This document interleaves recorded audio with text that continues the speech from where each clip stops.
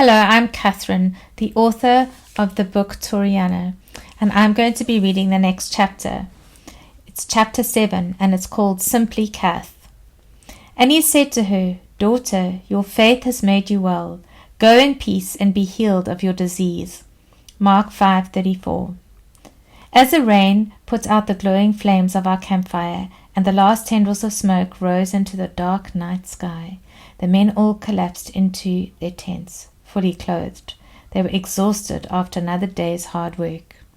I too was exhausted, but unable to sleep, and so decided to take a walk down the beach. I took off my shoes and allowed my toes to squelch through the wet sand. And sometime I looked up and saw the most amazing sight. It was so beautiful, the clouds had cleared away, and the starry night sky was spectacular. My heart was lighter and filled with love, and I praised God for comforting me and thanked Him for the team that had been so loving and understanding. I started to pray for the people we came to minister to and asked God to use us to touch their lives. When I awoke the next morning, I could hear the crackling of the fire. The men were quietly talking. I stepped out of my tent and ate some breakfast of cooked oats and dried fruit with the team. Feeling refreshed and ready, I was excited to see what God had in store for us that day. I packed my bag full of the supplies I planned to use to work with the children. Some of the team helped me, and we made our way to a nice shady patch under some trees. We did not know the language, so I pulled out some blow-up balls for the children to play with. In the beginning, the children were terrified. Most of them had not seen white people before. Never mind big plastic things that grow when put on someone's mouth. One particular little girl was very brave and came towards us.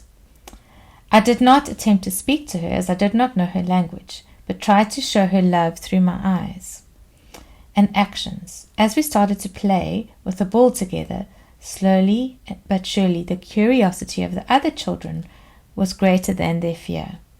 After a while, we had quite a large crowd of children. Amongst my supplies were some huge A3 Bible storybooks with beautifully painted pictures. I had chosen different Bible stories that I felt might make an impact on the people of a rural coastal fishing village. Our first story was the miracle of Jesus and the disciples when they went fishing. Manuel Bongo was my translator, and he was brilliant. Every action or dramatization I made when I told the story, he did too, with his translation. It was amazing to see the children's excitement about Jesus as they learned how he filled the fishermen's nets. After a long day of games with the children, Bible stories, and acting out the Bible stories, I was exhausted. As I walked back to my tent, I noticed the same little girl who had first come to play with our blow-up balls. She was following me. I made signs that indicated that she could come to me, and together we walked hand in hand, and I felt somehow that there was a bond between us. As the sun set, the sky was filled with different shades of pinks and reds, and it was just beautiful. That evening, the sky became dark, and the glow of the fire became like a magnet that attracted us all to sit around it. Some village people joined us and spontaneously began to sing and dance around the fire. The same little girl happened to be sitting next to me, and she took my hand and beckoned me to come and dance with her. As I danced with her, I was amazed to see how God had created a bond between us. It was also incredible how God had opened the hearts of the people, and they were dancing and celebrating with us. Actually, it was a miracle that they did not reject us. We were strangers. They didn't even chase us away, but they welcomed us. Each day, more and more children joined our group, and not only children but adults too.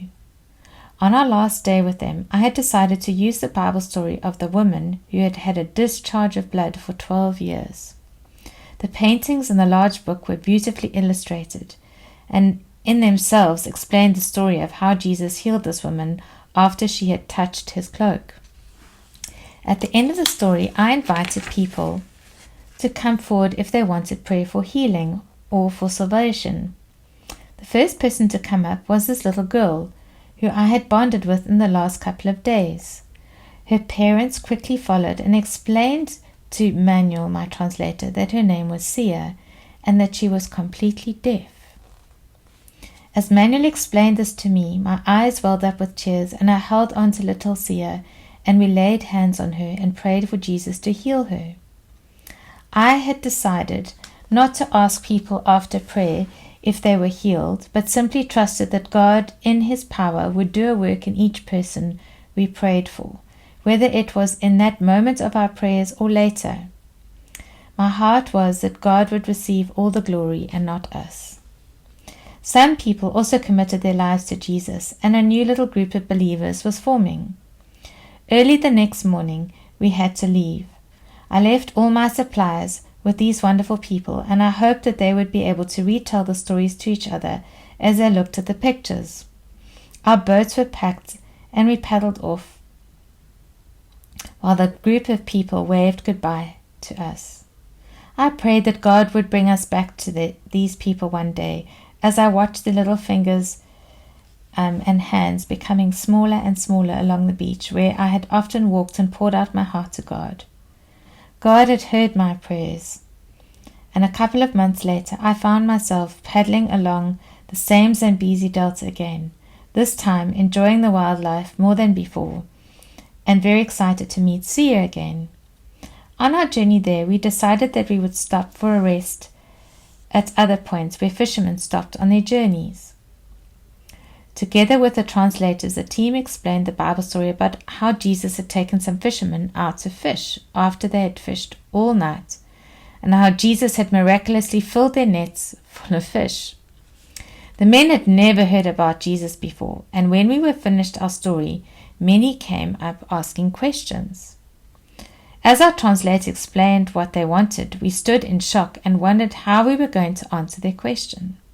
They were all asking us where this Jesus was, whether we had brought him with us, and they all wanted to take him with them fishing the next morning. One of our team then explained how Jesus lived and died and rose again, how he set us free from the sin which we have, and if we believe in him, we will be with him in heaven.